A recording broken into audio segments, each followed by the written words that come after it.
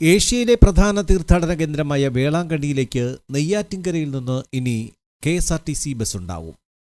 വേളാങ്കണ്ണിയിലേക്ക് സ്ഥിരമായി പോകുന്ന തീർത്ഥാടകരുടെ ആവശ്യം പരിഗണിച്ചാണ് തെക്കൻ കേരളത്തിൽ നിന്ന് KSRTC ബസ് അനുവദിച്ചത്. വെള്ളി ശനി ദിവസങ്ങളിൽ വൈകിട്ട് 4:30 തിരുവനന്തപുരത്തു നിന്ന് ആരംഭിച്ച് ശനി ഞായർ ദിവസങ്ങളിൽ വേളാങ്കണ്ണിയിൽ നിന്ന് ഉച്ചതിരിഞ്ഞ് 3 മണിക്കുമാണ് സർവീസ് നടത്തുന്നത്. നെയ്യാറ്റിൻകര ഡിപ്പോയിൽ നിന്നാണ് സർവീസ് ഓപ്പറേറ്റ് ചെയ്യുന്നതെങ്കിലും തിരുവനന്തപുരത്തു നിന്നാണ് സർവീസ് ആരംഭിക്കുന്നത്. ഓൺലൈനായി ബസിന്റെ ബുക്കിംഗ് എടുക്കാം. ആദ്യ ദിവസം തന്നെ 36,000 രൂപയുടെ കളക്ഷനാണ് ഉണ്ടായതെന്ന് നെയ്യാറ്റിൻകര ATO അറിയിച്ചു. 538 രൂപയാണ് വേളാങ്കണ്ണിയിലേക്കുള്ള ടിക്കറ്റ് ചാർജ്. തിരുവനന്തപുരം, നെയ്യാറ്റിൻകര, കളിയിക്കാവിള, മാർത്താണ്ഡം, തക്കല, നാഗർകോവിൽ, തിരുനെൽവേലി, കോവിൽപ്പെട്ടി, സാത്തൂർ, മധുര, തിരുച്ചിറപ്പള്ളി, തഞ്ചാവൂർ വഴി വേളാങ്കണ്ണിയിൽ എത്തിച്ചേരും.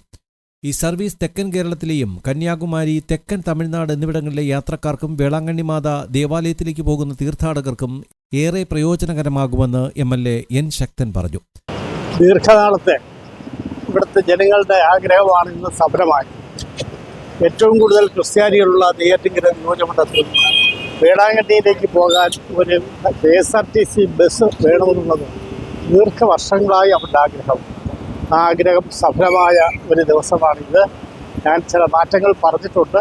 അതുകൂടി വരുമ്പോൾ ഈ ബസ് സർവീസ് ജനങ്ങൾക്ക് പൂർണ്ണമായും പ്രയോജനം ചെയ്യും. അതുമാത്രമല്ല, 1-2 കാര്യങ്ങൾ കൂടി പറഞ്ഞിട്ടുണ്ട്. ശബരിമല പോകാൻ ഒരു പുതിയ ബസ് സർവീസ് ഇവിടെ നിന്ന് ആരംഭിക്കും. മൂകാംബിക ക്ഷേത്രത്തിൽ പോകാൻ ഒരു ബസ് സർവീസ് ഇവിടെ നിന്ന് ആരംഭിക്കും. ഇത്തരത്തിൽ ആരാധനാലയങ്ങളിൽ പോകുന്നത് ബസ് സർവീസ് ഇവിടെ നിന്ന് ആരംഭിക്കും എന്നുകൂടി പറയാൻ ഞാൻ ആഗ്രഹിക്കുന്നു. ബസിന്റെ ഫ്ളാഗ് ഓഫ് ചടങ്ങിൽ പാറശാല ജില്ലാ panchayat president Ushakumari, Neyyattinkara municipal chairperson WR Heeba ഉൾപ്പെടെ ജനപ്രതിനിധികളും സാമൂഹ്യ രാഷ്ട്രീയ രംഗത്തെ പ്രമുഖരും പങ്കെടുത്തു.